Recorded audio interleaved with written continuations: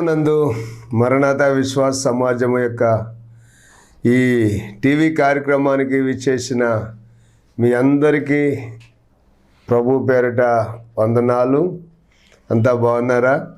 మరలా ఇలాగున ఒకసారి మీతో కూడా కలిసి ఈ యొక్క టీవీ ద్వారా మీ గృహాల్లోనికి రావటానికి మరి ప్రభు కృప చూపించినందుకు దేవునికి మహిమ కలుగునుగాక. మరి ఈ మధ్యకాలంలో మనం పునరుత్థానపు సందేశాలు మనం వింటూ ఉన్నాము కాబట్టి యేసుక్రీస్తు ప్రభు సర్వమానవాళి పాప పరిహారార్థమై కల్వరి శిలువలో తన రక్తాన్ని కార్చి తన ప్రాణాన్ని పెట్టి సమాధి చేయబడి మూడవ దినాన తాను చెప్పినట్లే తిరిగి లేచి తన శిష్యులకు ప్రత్యక్షమైనటువంటి సందర్భాలు గత కార్యక్రమాల్లో మనం ధ్యానం చేస్తూ వచ్చాం. అదేవిధంగా మరి ఈరోజు మరొక సందర్భం, శిష్యులకు యేసు ప్రభువు పునరుత్థానపు ఆ యొక్క ప్రత్యక్షతను గూర్చి మరొకసారి మనం ఈ మాటలు ధ్యానించుకుందాం. యోహాను సువార్త 20వ అధ్యాయము 19వ వచనంలో మనం గమనించినట్లయితే, యోహాను సువార్త 20వ అధ్యాయము 19వ వచనంలో, ఆదివారము సాయంకాలమున శిష్యులు యూదులకు భయపడి తాము కూడి ఉన్న ఇంటి తలుపులు మూసుకొని ఉండగా యేసు వచ్చి మధ్యను నిలిచి, మీకు సమాధానము కలుగునుగాక అని వారితో చెప్పెను. దేవునికి స్తోత్రం. చూడండి, ఇక్కడ మనం గమనించినట్లయితే యేసుక్రీస్తు ప్రభు పునరుత్థానుడైన ఆ ఆదివారము సాయంత్రమున శిష్యులందరూ కూడా ఒక గదిలో తలుపులు మూసుకుని ఉండగా ఆ గదిలోనికి యేసుక్రీస్తు ప్రభు ప్రవేశించి వారితో మాట్లాడుతున్నటువంటి సందర్భాన్ని మనం చూస్తూ ఉన్నాం. ఆ మధ్యలోనికి వెళ్ళగానే భయపడుతున్నటువంటి శిష్యులకు ఒకేసారి ప్రభు ప్రత్యక్షతతో వాళ్ళు మరి భయపడుతున్నటువంటి సందర్భాన్ని గమనించిన యేసు వెంటనే మీకు సమాధానము కలుగునుగాక అని చెప్పి పలికినప్పుడు నిజంగా వారి హృదయములో కూడా ఎంతో నెమ్మది కలిగినట్లుగా మనం చూస్తాం. కలవరాల మధ్యలో, కన్నీళ్ల మధ్యలో, మరి తమకున్నటువంటివి పోగొట్టుకున్నవారు ఎన్నో ఇబ్బందులు పడుతున్నటువంటి సందర్భంలో యేసుక్రీస్తు ప్రభువు వారికి ఇచ్చేటువంటి ఆదరణ, నెమ్మది ఈ లోకములో ఎక్కడా దొరకదండి. నిజంగా మనం గమనించినట్లయితే మరి యేసుక్రీస్తు ప్రభువు ఈ భూమి మీద సమాధానమును కలుగజేయటానికే వచ్చినటువంటి సందర్భాన్ని కూడా మనం చూస్తూ ఉన్నాం. యేసుక్రీస్తు ప్రభు పుట్టినప్పుడే భూమి మీద సమాధానము కలుగునుగా కానీ ఆనాడు దేవదూతలు మరి గాన ప్రతిగానాలు చేస్తూ వచ్చిన సందర్భాన్ని మనం చూస్తాం. లూకా సువార్త 2వ అధ్యాయము 14వ వచనంలో మనం గమనిస్తే అందులో ఏమని రాయబడిందంటే, సర్వోన్నతమైన స్థలములలో దేవునికి మహిమ, ఆయనకి ఇష్టులైన మనుషులకు భూమి మీద సమాధానము కలుగునుగా కానీ ఆ దూతలు గాన ప్రతిగానాలు చేస్తూ వచ్చారని అక్కడ వ్రాయబడి ఉంది. చూశారా? యేసుక్రీస్తు ప్రభు భూమి మీద పుట్టినప్పుడే లోకానికి వెలుగు కలిగింది. చీకట్లో ఉన్న ప్రజలు ఆశ్చర్యకరమైన తన వెలుగును చూశారు. అంతేకాకుండా భూమి మీద తనకిష్టులైనటువంటి మనుషులకు సమాధానము కలుగునుగాక అని మరి దేవదూతలందరూ కూడా ఆ యొక్క రక్షకుని యొక్క జనన వార్త తీసుకొచ్చినటువంటి గాబ్రియేలు దేవదూతతో కూడా ఉండి ఆ పరలోక సైన్య సమూహమంతా కూడా ఆ దూతతో కూడా ఉండి మరి అక్కడ సర్వోన్నతమైన స్థలములలో దేవునికి మహిమ, ఆయనకి ఇష్టులైనటువంటి మనుషులకు భూమి మీద సమాధానము కలుగునుగా కానీ గాన ప్రతిగానాలు చేస్తూ దేవుణ్ణి స్తుతిస్తూ మరి దేవునికి స్తోత్రాలు చెల్లిస్తున్నట్లుగా మనము ఆ లేఖనాల్లో చూస్తూ వచ్చాం. అర్థమవుతుందండి. మరి ఈ మాటలు మనం చూస్తే యేసుక్రీస్తు ప్రభు ఈ భూమి మీదకి శరీరధారిగా వచ్చినప్పుడు సమాధానాన్ని తీసుకొచ్చారు. ఆయన మానవుల నిమిత్తమై మరణించి తిరిగి పునరుత్థానుడిగా లేచినప్పుడు భయపడుతున్నటువంటి తన శిష్యుల మధ్యకు వచ్చి మీకు సమాధానము కలుగునుగాక అని చెప్పారు. చూశారా, సమాధానం అనేది, శాంతి అనేది కేవలం యేసుక్రీస్తు ప్రభువులో మాత్రమే ఉన్నది. ఆయనే మనకు శాంతిని ఇవ్వగలరు, ఆయన మాత్రమే మనకు సమాధానం ఇవ్వగలరు. అసలు యేసుక్రీస్తు ప్రభువు ఈ భూమి మీద శరీరధారిగా జన్మించక మునుపు క్రీస్తుకు పూర్వము 700 సంవత్సరాల క్రితమే యెషయా ప్రవక్త ప్రవచించారు. ఏమని? ఆయన యెషయా గ్రంథము 9వ అధ్యాయము 6వ వచనములో మనం చూస్తే ఆయన ఆశ్చర్యకరుడని, ఆలోచనకర్తని, నిత్యుడగు తండ్రి, బలవంతుడైన దేవుడు, సమాధానకర్తయగు అధిపతి అని ఆయనకు పేరు పెట్టబడును అని చెప్పి ఆ లేఖనాల్లో సెలవిస్తూ ఉన్నాయి. మరి ఆ మాటలు మనం గమనిస్తున్నట్లయితే యేసుక్రీస్తు ప్రభుల వారు ఈ భూమి మీదకి శరీరధారిగా రాకముందు ఆయన గురించినటువంటి ప్రవచనము కూడా ఆయన సమాధానకర్తయగు అధిపతి అని చెప్పి వ్రాయబడి ఉంది. మరి ఆ విధంగానే ఈ భూమి మీదకు సమాధానము తీసుకొచ్చినటువంటి ప్రభువు ఇదిగో మనందరికీ కూడా నెమ్మదిని, సమాధానమును ఆయన అనుగ్రహించారు అని మనం గమనించాలి. భూలోకంలో ఎక్కడికి వెళ్ళినా, ఏ స్థలానికి వెళ్ళినా, ఏ ప్రదేశానికి వెళ్ళినా ఈనాడు చూడండి, ఎక్కడ చూసినా కలవరాలు కలవరాలు కలవరాలు, గొడవలు, ఒకరి మీదకి ఒకరు లేచి ఒకరితో ఒకరు పోట్లాడుకుంటూ, తగాదాలాడుకుంటూ, సమస్యలు సృష్టించుకుంటూ, లేనిపోయినటువంటి సమస్యలతో కలవరాల మధ్యలో జీవిస్తున్నారు. కానీ నెమ్మది లేనటువంటి పరిస్థితుల్లో చాలామంది మరి జీవిస్తూ ఉన్నారు. అందుకనే ప్రభు అయిన దేవుని యొక్క సన్నిధానములో ఈ మాటలు వింటున్నటువంటి బిడ్డలారా, మనకు సమాధానమును, నెమ్మదిని ఎక్కడ దొరుకుతుంది అంటే కేవలం యేసుక్రీస్తు ప్రభు యొక్క సన్నిధిలో మాత్రమే దొరుకుతుందన్నమాట. అది మనం గమనించినట్లయితే చూడండి, 16వ కీర్తన 11వ వచనంలో మరి దావీదు ఇలా చెప్తూ ఉన్నారు, నీ సన్నిధిని సంపూర్ణ సంతోషము కలదు, నీ కుడి చేతిలో నిత్యము సుఖములు కలవు అని చెప్పి ఆయన సన్నిధిలో సంపూర్ణ సంతోషం ఉంది, ఆయన కుడి చేతిలో నిత్యము సుఖములు ఉన్నాయి. మరి ఆయన మనకు జీవ మార్గాన్ని తెలియజేస్తూ ఉన్నాడు. అల్లకల్లోలముతో నిండిపోయినటువంటి ఈ లోకములో ఆయన సన్నిధిలో మాత్రమే మనకు సంపూర్ణమైన సంతోషము కలుగుతుంది. కాబట్టి కలవరాల మధ్యలో, కన్నీళ్ల మధ్యలో జీవిస్తున్నటువంటి ప్రజలకు నా ప్రభు అయిన యేసుక్రీస్తు ఇస్తున్నటువంటి ఆ యొక్క సమాధానము ఈ లోకములో ఎవ్వరి దగ్గర దొరకదండి. అందుకనే ఇక్కడ మనం చూస్తే 2 దినవృత్తాంతాల గ్రంథము 15వ అధ్యాయము 5వ వచనం నేను చదువుతున్నాను, చూడండి. ఆ కాలములలో దేశముల కాపురస్తులందరిలోనూ గొప్ప కల్లోలములు కలిగెను గనుక తమ పనిపాటులను చక్కబెట్టుకున్నట్టుకై తిరుగువారికి సమాధానము లేకుండెను అని చెప్పి రాయబడి ఉంది.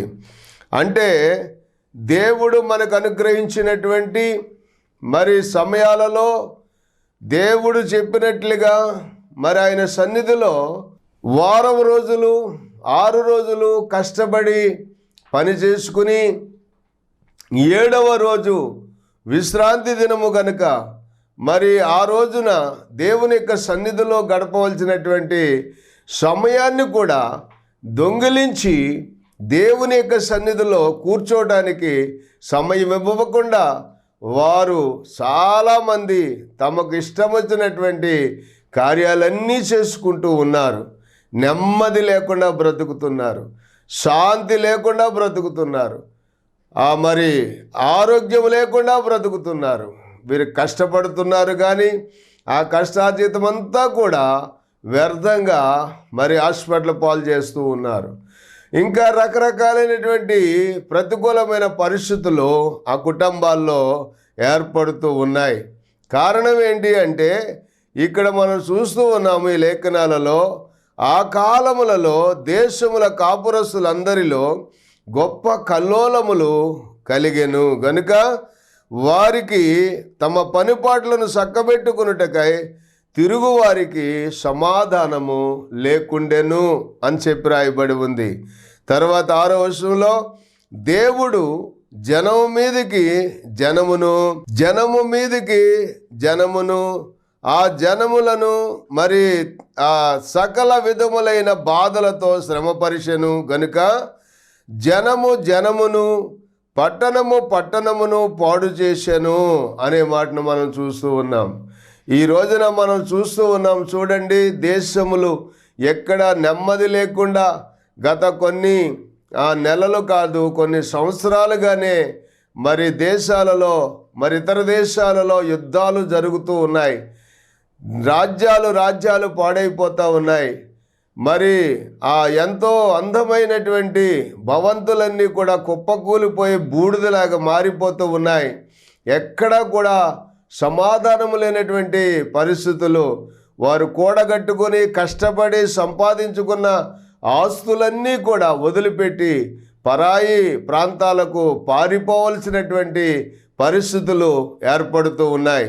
ఇవన్నీ ఎందుకు కలుగుతున్నాయి అని మనం ఆలోచన చేస్తే, దేవుడు సృష్టికర్త అయినటువంటి దేవునికి ఇవ్వవలసిన సమయాన్ని, ఆయన సన్నిధిలో ఆయనను ఆరాధించవలసినటువంటి సమయాన్ని, ఆయనను గణపరచవలసినటువంటి మానవుడు తననే గణపరుచుకుంటూ తను చేసేదే గొప్ప అనుకుంటూ తన ఇష్టానుసారంగా తిరుగుతూ దేవుణ్ణి మరిచిపోయి దేవునిని ఎరగనటువంటి ప్రజలుగా వాళ్ళు జీవిస్తున్నందువల్ల వాళ్లకు నెమ్మది లేకుండా కలవరాలతోనూ ఇదిగో ఈ విధమైనటువంటి మరి యుద్ధాలతోనూ జీవిస్తున్నటువంటి సందర్భాలు మనం చూస్తూ ఉన్నాం.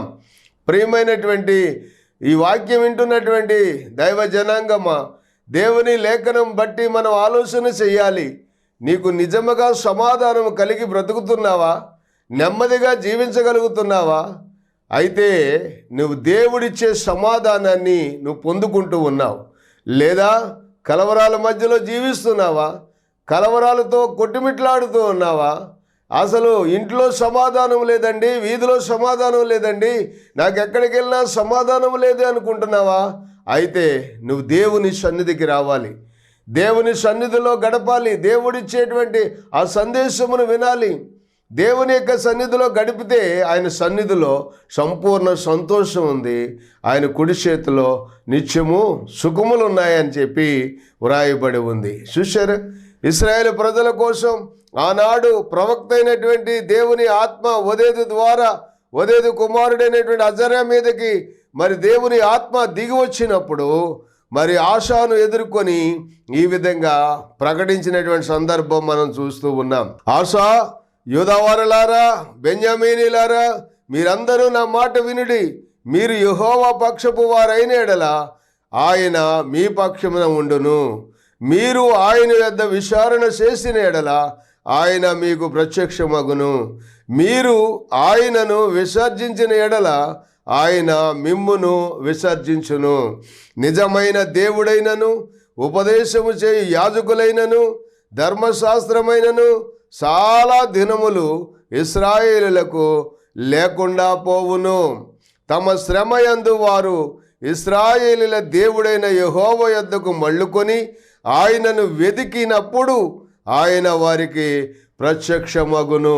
ఇది దేవుని యొక్క ఆత్మ ద్వారా ప్రవచనం ద్వారా మాట్లాడినప్పుడు ఆ ప్రజలకు ఆ సందేశమును అందించినప్పుడు వాళ్ళందరూ ఆలోచనలో పడి, అయ్యో ఈ శ్రమలు ఎందుకైనా మనం దేవునిని విడిచిపెట్టి లోకానుసారంగా బ్రతుకుతున్నాం, వేరే వేరే కార్యక్రమాల్లో నిమగ్నమైపోయాం, మనం బ్రతికించిన దేవుడు ఎక్కడని ఆలోచన చేయకుండా, మనల్ని బానిసత్వంలోంచి విడిపించిన దేవుడు ఎక్కడని మరి ఆలోచన చేయకుండా మన ఇష్టానుసారంగా మనం జీవిస్తున్నందువల్ల ఈ రోజున గొప్ప కల్లోలములు దేశములో నివసిస్తున్న కాపురస్తులందరిలో గొప్ప కల్లోలములు కలిగినని తమ పనిపాట్లు చక్కబెట్టుకుంటున్నామే కానీ దేవుని యొక్క సన్నిధికి వెళ్ళలేకపోతున్నామే అని ఆలోచన చేస్తూ ఉన్నప్పుడు ఇలాంటి బాధలు ఇలాంటి కష్టాలు ఎందుకు వస్తున్నాయని చెప్పి ఆలోచన చేస్తే ఆ తరువాత దేవుడు చెప్తున్నాడు 7వ వచనంలో ఆయన ఆత్మ ద్వారా మాట్లాడుతున్నాడు. కాగా మీరు బలహీనులు కాక ధైర్యము వహించుడి, మీ కార్యము సఫలమగును. దేవునికి స్తోత్రం. ఈ కలవరాలు కల్లోలములు ఈ యొక్క అసమాధానము మరి జనం మీదకి జనము దేశం మీదకి దేశము మరి ప్రపంచాలన్నీ కూడా ఒక దేశం మీద ఒక దేశానికి యుద్ధానికి పురుకొల్పుకుంటూ కాలు దూకుంటూ ఇప్పటికే ఎన్నో రకాలైనటువంటి యుద్ధాలు జరుగుతూ ఉన్నటువంటి సందర్భంలో కూడా దేవుడు ఇస్తున్నటువంటి వాక్కు ఏంటంటే మీరు బలహీనులు కాక ధైర్యము వహించుడి, మీ కార్యము సఫలమవుతుంది. కాబట్టి మీరు నా సన్నిధికి వచ్చి నన్ను వెతికినట్లయితే మీకు నెమ్మది కలుగుతుంది అని మరి దేవుని యొక్క లేఖనం ద్వారా మనకు తెలియజేస్తూ ఉన్నాడు దేవుడు. కనుకనే సమాధానము లేక ఈనాడు అల్లాడిపోతున్నటువంటి ప్రజలకు నా ప్రభు అయినటువంటి యేసు ఇస్తున్న గొప్ప ఆదరణకరమైన మాట ఏంటంటే మీకు సమాధానము కలుగునుగా కానీ, మీకు సమాధానము కలుగునుగా కానీ. సహజంగా సమాధానము ఎప్పుడు కోల్పోయాము మనం ఆలోచన చేస్తే ఆదికాండము 3వ అధ్యాయము 8-10 వచనాలు మనం చదివినప్పుడు మరి ఏదేను తోటలో ఆదామవ్వలు దేవుడితో ఎంతో సమాధానము కలిగి సత్సంబంధము కలిగి సహవాసము కలిగి ప్రతి సల్లపూట వేళ మరి దేవుడైన యెహోవా ఏదేను వనములోనికి తోటలోనికి వచ్చినప్పుడు మరి దేవునైన యెహోవా దగ్గరకు వచ్చి చక్కగా మరి ఆ విధంగా వారితో సహవాసం చేసి సమాధానముగా ఉండేవారు ఆదాము అవ్వలు. ఎప్పుడైతే ఆజ్ఞను అతిక్రమించి తినవద్దన్నటువంటి ఫలములను తిని అనిషిద్ధమైనటువంటి ఫలములు తిని వారు ఆజ్ఞను అతిక్రమించి పాపం చేశారో వారికి అప్పుడే సమాధానాన్ని కోల్పోయారు. ఆ రోజు నుంచి వారిని మరి మనం 3వ అధ్యాయం 23వ వచనం దగ్గర నుంచి మనం చదివితే వారిని దేవుడైనటువంటి యెహోవా ఆ తోటలో నుంచి వారిని బయటకు పంపించి వేశారు అనే మాటను మనం చూస్తూ ఉన్నాం. మరి ఆజ్ఞ అతిక్రమమే పాపమని, పాపము చేయ ప్రతివాడు ఆజ్ఞని అతిక్రమించుచున్నాడు అని 1 యోహాను పత్రికలో 3వ అధ్యాయం 4వ వచనం దగ్గర నుంచి 6వ వచనం వరకు మనం చదివితే ఆ భాగంలో మనకు కనపడుతూ ఉంది. కనుక పాపము మనిషికి సమాధానాన్ని లేకుండా చేస్తుందన్నమాట. చూసారా, ఒక వ్యక్తిని పాపము ఆ వ్యక్తితో ప్రక్కన ఉన్న వాళ్ళతో కానీ దేవునితో కానీ సమాధానం లేకుండా చేసేది ఏంటి అంటే పాపము. అందుకనే ఆ పాపము చేస్తున్నటువంటి వ్యక్తికి సమాధానం ఉండదు, నెమ్మది ఉండదు, కలవరాలతో జీవిస్తూ ఉంటారు. ఏమండి, దొంగతనం చేశారనుకోండి, దొంగతనం చేసిన వ్యక్తికి సమాధానం ఉండదు. ఒక వ్యక్తిని నరహత్య చేశారనుకోండి, నరహత్య చేసిన వ్యక్తికి సమాధానం ఉండదు. కారణం ఏంటంటే ఎప్పుడు దొరుకుతామో, ఎప్పుడు పట్టుకుంటారో, ఎప్పుడు జైల్లో వేస్తారో, ఎప్పుడు శిక్ష విధిస్తారో, ఏమవుతానోనే ఆ భయం చేత మనిషి బ్రతుకుతూ ఉంటాడు. అందుకనే ఈ రోజున చూడండి, పాపము చేసే వ్యక్తికి పాపం వలన సమాధానం లేకుండా పోయింది. చూడండి, లూకాసు సువార్త 7వ అధ్యాయము 50వ వచనం మనం చదివినప్పుడు అక్కడ ఏమని రాయబడింది అంటే, నా ప్రభు అయిన యేసుక్రీస్తు ప్రభు చెబుతున్నటువంటి మాట. మరి అక్కడ ఒక పాపాత్మురాలైనటువంటి ఒక స్త్రీ యేసు ప్రభు దగ్గరికి వచ్చి ఆయన మరి సీమోను ఇంట భోజనానికి కూర్చున్నప్పుడు వెనకనే వచ్చి ఏడుస్తూ ఆయన పాదాలు కడిగి కన్నీళ్లతో తన పాదాలను తడిపి మరి తన తల వెంట్రుకలతో ఆయన పాదాలు తుడిచి తాను తెచ్చుకున్నటువంటి అత్తరు బుడ్డుని ఆ అత్తరు ఆయన పాదాలకు పూసి ఆయన పాదాలు ముద్దాడుతూ వచ్చిందంట. దేవునికి స్తోత్రం. ఇది గమనించినటువంటి ఆ భోజనానికి పిలిచినటువంటి షిమోను ఆయన చాలా బాధపడిపోతూ ఉన్నాడు, కోపపడిపోతూ ఉన్నాడు. మరి ఇటువంటి సమయంలో యేసు ప్రభువే వారిని దగ్గరికి పిలిచి చక్కటి ఉపమానము చెప్పారు. ఏమన్నారంటే, అప్పిచ్చు ఒకనికి 2 రుణస్థులు ఉన్నారు. వారిలో ఒకడు 500 దేనారములను మరి ఒకడు 50 దేనారములను అచ్చి ఉండిరి. ఆ అప్పు తీర్చుటకు వారి వద్ద ఏమీ లేకపోయెను గనుక మరి అతడు వారిద్దరినీ కూడా క్షమించెను. కాబట్టి వీరిలో ఎవడు అతన్ని ఎక్కువగా ప్రేమించునో చెప్పమని అడిగినప్పుడు ఆయనకి భోజనానికి పిలిచినటువంటి సీమోను అన్నాడు కదా, అతడు ఎవనికి ఎక్కువ క్షమించెనో వాడే అని నాకు తోచుచున్నది అని చెప్పగా ఆయన, నీవు సరిగా యోచించితివి అని అతనితో చెప్పి, ఇదిగో ఈ స్త్రీని చూడు. ఈమె వైపు తిరిగి సీమోనుతో చెప్తున్నాడు, ఈ స్త్రీని నీవు చూచుచున్నావే, నేను నీ ఇంటిలోనికి రాగా నీవు నా పాదములకు నీళ్ళియ్యలేదు గాని ఈమె తన కన్నీళ్లతో నా పాదములను తడిపి తన తల వెంట్రుకలతో మరి తుడిచెను. నీవు నన్ను ముద్దు పెట్టుకొనలేదు గాని నేను లోపలికి వచ్చినప్పటి నుండి ఈమె నా పాదములు ముద్దు పెట్టుకొనుట మానలేదు. నీవు నూనెతో నా తల అంటలేదు గాని ఈమె నా పాదములకు అత్తరు పూసెను. ఆమె విస్తారముగా ప్రేమించెను గనుక ఆమె యొక్క విస్తార పాపములు క్షమించబడినని నీతో చెప్పుచున్నాను. ఎవనికి కొంచెముగా క్షమించబడునో వాడు కొంచెముగా ప్రేమించునని చెప్పి, నీ పాపములు క్షమించబడి ఉన్నవని ఆమెతో అనెను. అప్పుడు ఆయనతో భోజనానికి కూర్చున్నటువంటి పంక్తిలో కూర్చున్నటువంటి వారందరూ పాపములు క్షమించుచున్న ఇతడెవడని చెప్పి తమలో తాము అనుకొనసాగిరి. అందుకు ఆయన అన్నారు, నీ విశ్వాసము నిన్ను రక్షించెను, సమాధానము గలదానివై వెళ్ళుమని ఆ స్త్రీతో యేసు ప్రభు చెప్పారు. దేవునికి మహిమ కలుగునుగాక. చూడండి, గమనించినట్లయితే మనము దేవుని యొక్క లేఖనాలలో చూస్తున్నప్పుడు పాపముతో ఒక వ్యక్తి జీవిస్తున్నప్పుడు ఆ పాపము క్షమించబడితే తప్ప ఆ వ్యక్తికి సమాధానము రాదండి.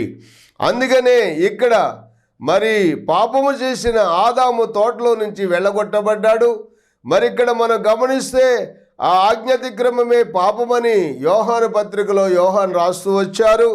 ఈ విధంగా సమాధానము లేనటువంటి ఒక పాపాత్మురాలు యేసు ప్రభు దగ్గరికి వచ్చి యేసు ప్రభు యొక్క మరి పాదాలను కన్నీళ్లతో తడిపి తమ పాపాలు ఒప్పుకుంటూ మరి తల వెంట్రుకలతో తుడుస్తూ తన దగ్గర ఉన్నటువంటి అత్తరు ఆ పాదాలకు పూసి ఆయనను ముద్దాడుతూ కన్నీళ్లతో ఏడుస్తూ క్షమించమని అడుగుతూ ఉన్నప్పుడు యేసుక్రీస్తు ప్రభు వెంటనే ఆయన అన్నారు, నీ విశ్వాసము నిన్ను రక్షించెను, సమాధానము గలదానివై వెళ్ళమని ఆ స్త్రీతో చెప్పాను. చూశారా, ఆమెకి వెంటనే సమాధానం వచ్చేసింది. ఎవరివ్వగలరో సమాధానం? మనం ఏ కొట్లో కొంటే దొరుకుతుందో చెప్పండి, మరి ఎక్కడా కూడా మనకు దొరకదండి. కనుక యేసుక్రీస్తు ప్రభువే మనలను క్షమించి మనకు సమాధానమును అనుగ్రహించగలడు.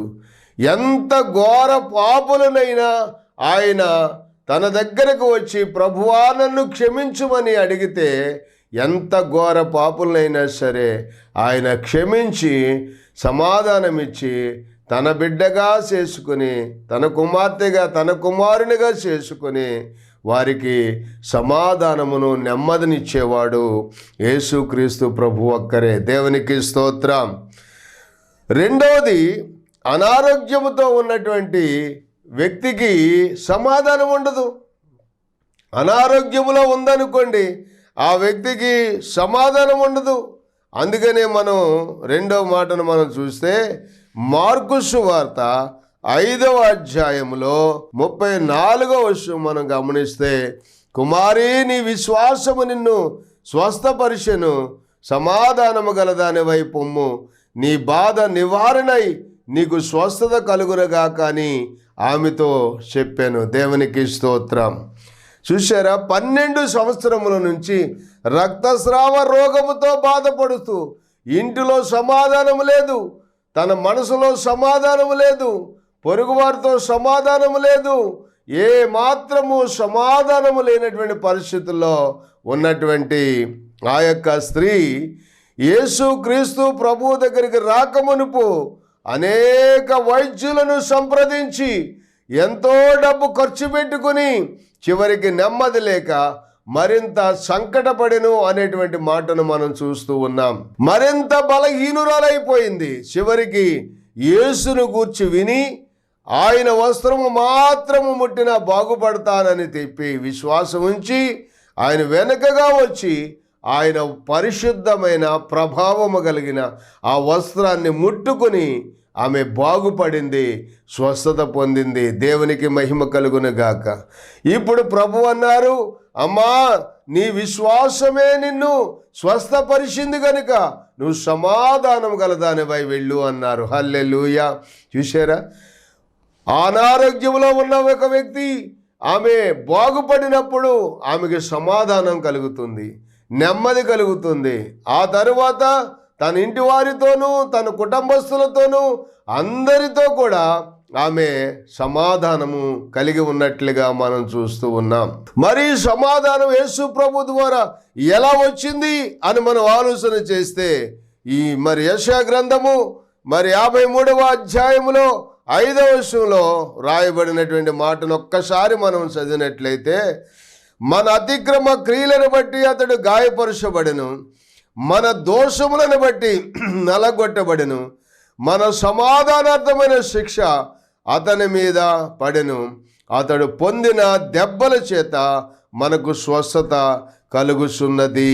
హల్లెలూయా. చూశారా, ఈ రోజున మనం సమాధానంగా జీవించగలుగుతున్నామంటే మన సమాధానార్థమైన శిక్షను యేసు ప్రభు కలువరి శిలువలో నీ కోసం నా కోసం ఆయన భరించారు, అనుభవించారు. మన శిక్షను ఆయన పొందారు, మన రోగాలను ఆయన వహించాడు, ఆయన మన బాధలన్నీ తొలగించారు.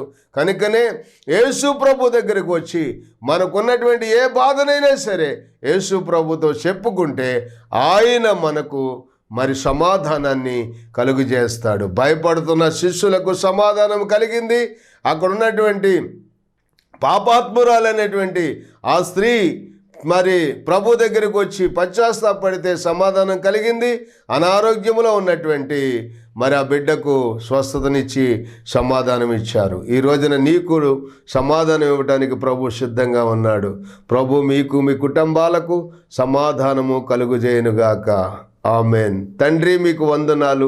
బిడ్డలను దీవించండి, కుటుంబాలకి సమాధానం కలుగు చేసి నెమ్మదినిచ్చి నీ కృపలో బలపరచమని యేసు నామములో ప్రార్థించి వేడుకొనుచున్నాం పరమ తండ్రి. ఆమెన్. దేవునికి స్తోత్రాలు, మీకు వందనాలు.